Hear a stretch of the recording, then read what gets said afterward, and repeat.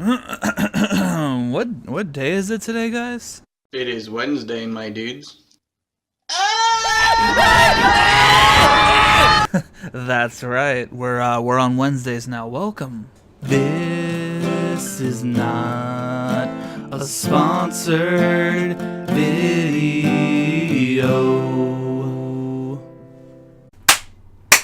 Gear review. Ow, fuck. Mobile photography is huge these days. Everywhere you go, you're sure to see hordes of people on their phones taking pictures. While I've always used my phone to take pictures, I've never felt like I owned a phone that was legitimately a device meant for photography. Rather, it was a phone that just happened to have a camera built into it. I've always been on the Android operating system, for the record. Don't at me, Apple peeps. I just like the operating system. It's no beef. Anyway, as a result, I tended to not really share my mobile photography, like, anywhere. I just never felt great about posting pictures I took on my old phones and putting them in the same gallery as my 5D Mark III, for example. So here's the question. Is the Samsung Galaxy S9 Plus good enough of a camera to change that for me? Is the Samsung Galaxy S9 Plus good enough to make me think of mobile photography differently? And possibly the most important question on your mind, is it worth the absurd price tag provided you buy the phone outright? Sweet Neptune, that's more expensive than PewDiePie's chair. Basically, it can't even fall down, even if it... Well, to get ourselves in the mood, let's open up this pit with some metal and a bunch of photos. I'm going to be mixing up a series of photos from my Canon 6D Mark II, my Sony a7S, my Fujifilm X70, and of course, the Samsung Galaxy S9 Plus. You'll have a few seconds to figure out which photo was taken by which camera before the title card pops up with the answer. And before you say it, I know Peter McKinnon did this too, which is, oh, it's just awesome. But I had this idea when I started testing this phone out in August, and I'm just not abandoning the plan, sorry. Plus, mine has metal music in it, shut up.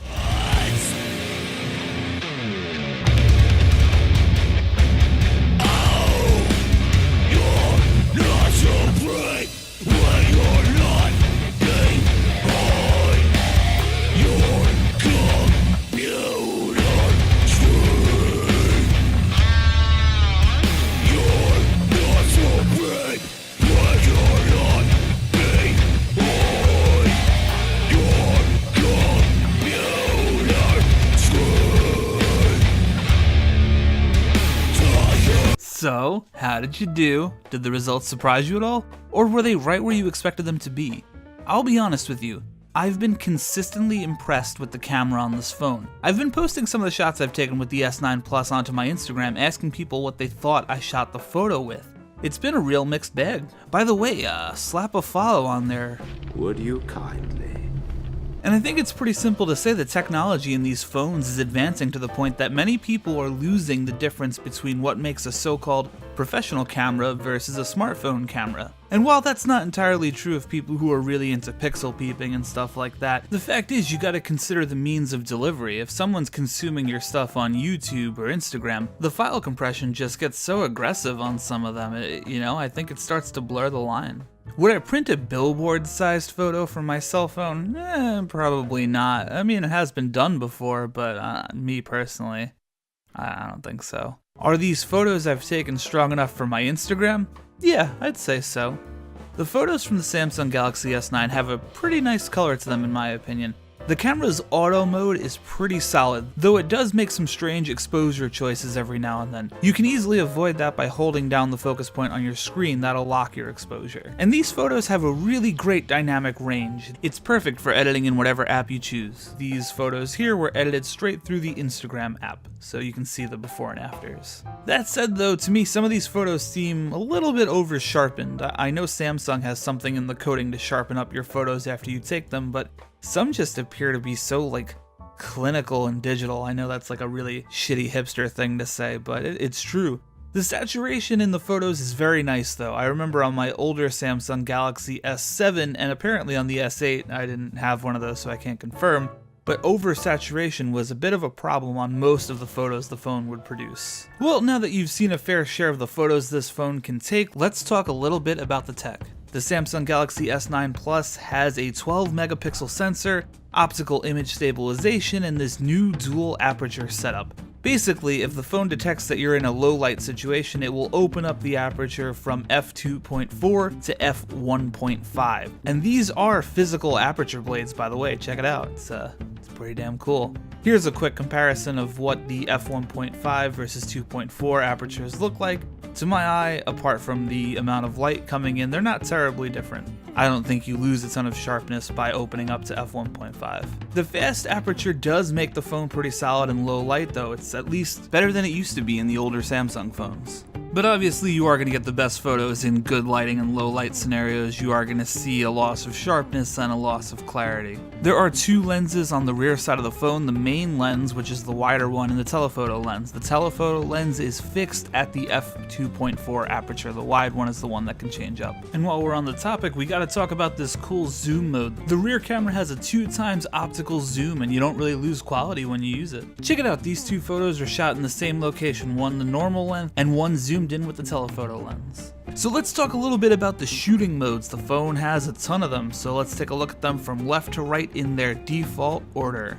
Okay, so we're starting out kind of weak in my opinion. The food mode, it's silly. Basically, what the mode does is it softens out the edges around the point you choose to focus on. What it's meant to do is bring attention to like your plate of food, especially considering the outline of this fake bouquet is a circle. But I just find this mode to be just a little too gimmicky from me. Apart from testing it out for this video, it doesn't really interest me very much, and for some foodies, this might be the coolest thing, but to me, this is just a mode that's gonna kinda sit there and not really see much use. The phone does a pretty good job of blending the edges together. It's pretty seamless and it's not like a harsh, like all of a sudden there's bokeh. So, not bad, but not really for me.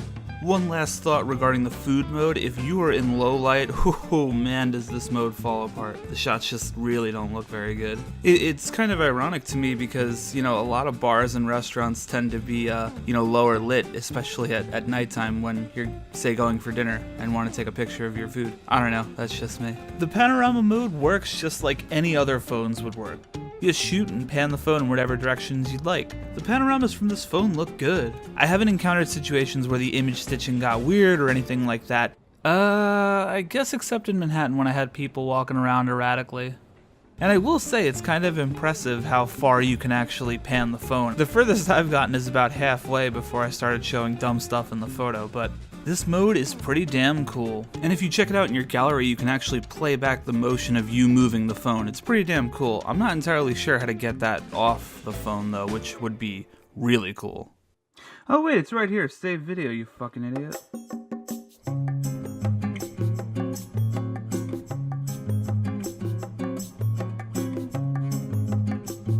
The Pro mode, or the manual controls, are great. Your important bits like ISO, shutter speed, and white balance are all mapped out onto slidey controllers. It's intuitive, yet obviously it's not as intuitive as physical dials on a camera, but, you know, all things considered, I think it's the most intuitive it could be on a touchscreen. What I'm saying is, if you have time to set up your shot, this mode is perfect.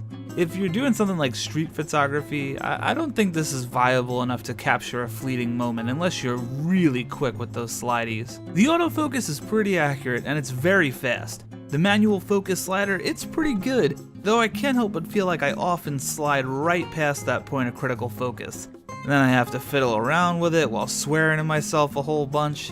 To that point though, the focus peaking is in a glowing toxic chemical green, it's a brilliant focusing aid. And if you go into picture size under your camera settings, you can actually enable save RAW and JPEG files, which gives you even more dynamic range and more editing possibilities. I spend a ton of time in the Pro mode. It's definitely the second most used apart from Auto. And honestly, Auto mode is my main one just because of the convenience and the speed of it to be able to just take the phone out and start shooting. That's kind of nice, but we'll talk about that more later. For now, let's talk about live focus. Live focus is Samsung talk for fake bokeh. Basically, to my understanding, the phone uses both lenses to shoot and composite one blurry background image, so that your subject's sharp and the background's out of focus. Bokeh, right? Now this is a nice trick to have up your sleeve if you're trying to emulate that shallow depth of field look in your mobile photography. In my experience, if you yeet that slider all the way up to 7, which is the maximum value, you can get some inconsistent results. edges become rather soft, and if you have an area where the edges get complicated, say my friend's face and glasses right here, the algorithm that puts that blurry background together with the sharp image, it can just get a little weird.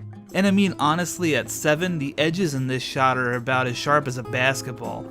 So, I mean, it's a cool gimmick, but keep it around the middle intensity for better results. One thing that is kinda cool is after shooting the photo, you can actually choose between the close-up or the wide shot from your gallery. While you're there, you can also readjust the intensity of your background blur. It's great because if you overdid it in a photo, it's not like it's ruined, it's not like it's saved. You can always just change it around and re-export the photo. The auto mode is the default mode you're set to when you open up the camera. Auto is pretty damn usable, especially in fast moving situations. Most of the photos I've taken in auto mode have come out sharp, and that's pretty amazing considering how fast the autofocus speed is. The only time I've really gotten photos that were out of focus were probably in situations where I was moving a little bit too much anyway and kinda just jostled the phone around a bit. In my experience, the biggest issue with auto mode is that it seems like the phone likes to overexpose a little bit. While you can slide this bit right here to account for it, it's just kind of frustrating to deal with it. On top of that, if you change your focus point after adjusting the exposure, you'll have to adjust the exposure again. Unless, of course, you're using that exposure lock feature, which I mentioned earlier. But with that considered, I still mainly use this mode just because of how fast it is. With the quick launch button, you can double tap and just be straight into your camera taking pictures. And despite the tendency to overexpose a little bit, colors are really good, and the dynamic range is awesome. The super slow motion is a ton of fun to play around with. Truth be told, I don't know how often I'd be in a situation where I'd need this, but here's a cool shot from my buddy's bachelor party playing Jenga on a few beers. Notice the problem though? I would have loved to see the Jenga piece flipping out in slow motion, not the drop down, but that's what you get for using the auto mode in the super slow motion. See, Samsung detects the motion and will start recording on that motion, rather than you triggering it yourself in manual mode. As a result, you'll get the slow motion, but it might not always be in the spot you wanted it to be. Now you can go into the gallery and edit the video, but you seemingly can only turn the effect on and off. You can also trim the normal speed footage at the beginning and the end of the clip. Oh, and you can turn off that ridiculous music that Samsung pairs with your clip.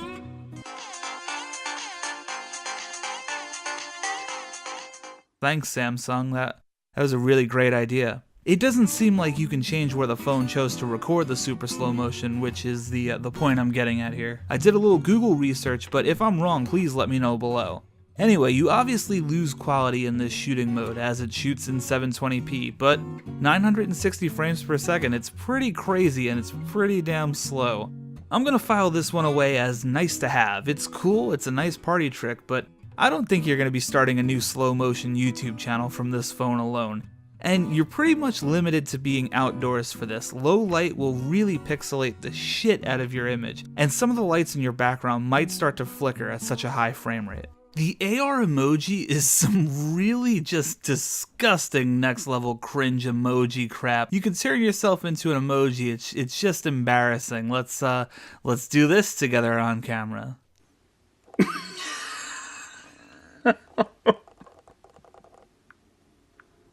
No. What a fucking loser.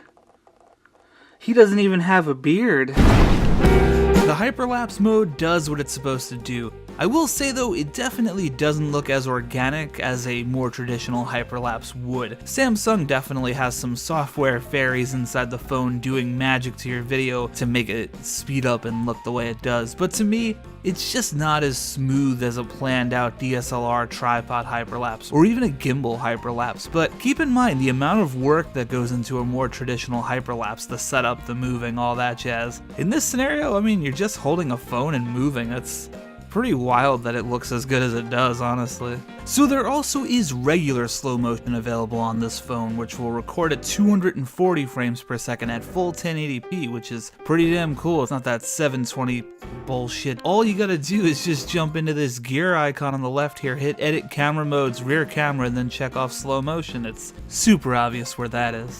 The 240 frames per second slow motion looks pretty good to me.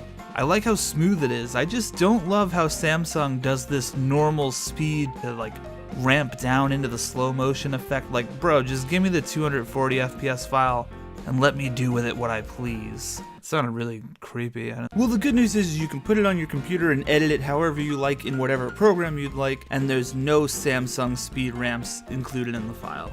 And speaking of the slow motion video, let's just talk about the video capabilities in general. I think the video that comes out of this phone is pretty damn impressive, especially outdoors in good lighting. In order to really push this phone, I shot a short film for the Moment 368 Halloween Film Festival. If you've been a subscriber on the channel, you might have seen it. While I didn't secure a win, I think I got some pretty cool footage. Let's check it out.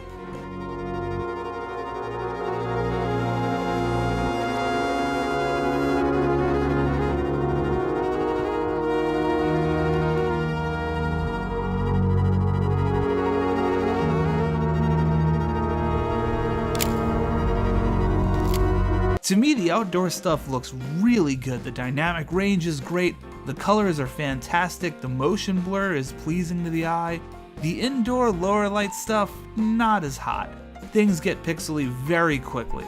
And you can also see the not at all subtle autofocus shifts. The focus jumps around like a thing that jumps around a lot. Okay, that wasn't good. It jumps around like that little asshole from The Legend of Korra who wouldn't let Katara explain what happened to Zuko's mom. You can shoot 4K at 30 and 60 FPS, UHD, and a bunch of other formats, no 2398 unless I'm missing something there.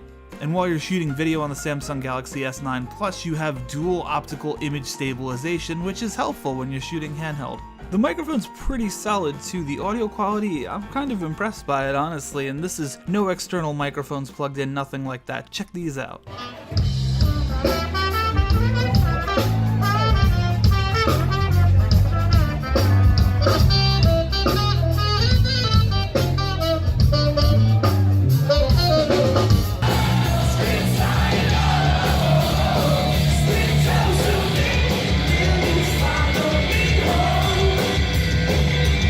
All in all though, the video mode's pretty fantastic.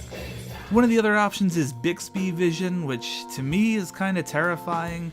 Think about a Pokédex, but it's made to like creep on your light. Like it'll help you look up locations and products and shit like that. It's just bizarre. I gotta be honest with you, I don't fuck with robots. That's how they said robots, like in the Twilight Zone. I love that. And I don't like AI stuff, like Alexas freak me out, so I'm not gonna mess with this, and I kinda wish it wasn't there. Let's flip this thing around now and talk about the front camera. Now, I'm not one for the front camera on phones in general. I'm too beautiful. I don't like making people jealous, so I don't do too many selfies. But the front camera, as with most phones, is inferior to the rear camera. The S9 Plus has an 8 megapixel front-facing camera, which apparently is the same as the Samsung Galaxy S8. Now, I went from the S7 to the S9 Plus, so it was a huge jump in quality for me, but I can see how some people would be disappointed in not changing that camera. But that said, it still doesn't look that nice, and it's not particularly sharp either. At least it's not nearly as aesthetically pleasing as the rear camera. There are a few modes on the front, including the selfie mode, the wide selfie, you know, that's good if you're thick. Selfie focus, which is the equivalent to portrait mode, and of course the AR emoji crap that we don't talk about anymore. Truth be told, I don't use the front camera too often, and when I do, it's typically outdoors. I feel like the front-facing camera doesn't perform very well in low light at all, and with its continuous autofocus, video recording tends to be a bit of a nightmare too. So all in all, not a huge fan of the front-facing camera. I'd like some more improvements there, but at the same time, for me personally, I don't really care too much about it either. If I had to break it up, I'd say 90% of the time was on the rear and 10% on the front. That's what she said.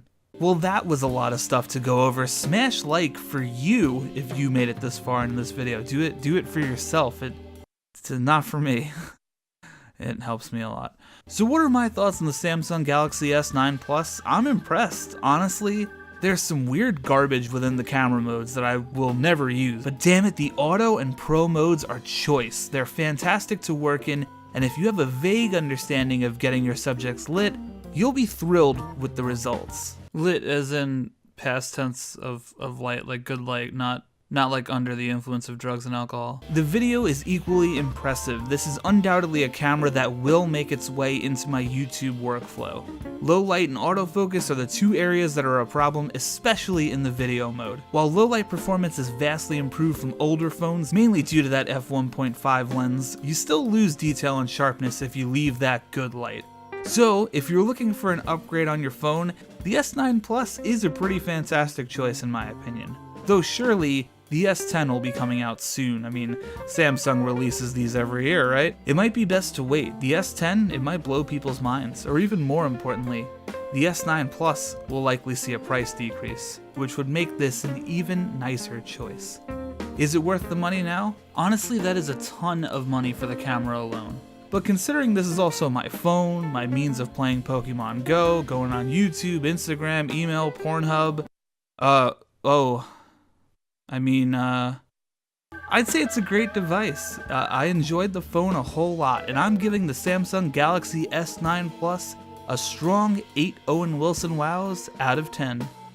Wow! Alright guys, thank you so much for tuning in. Thank you for hitting that subscribe button. We hit 1,000. That's a cool thing. I'm very happy about that. So, keep subscribing though. We're not stopping here. And share this video if you want. We'll be doing something big for the 1,000 subscribers soon. I'm just kind of putting some stuff together.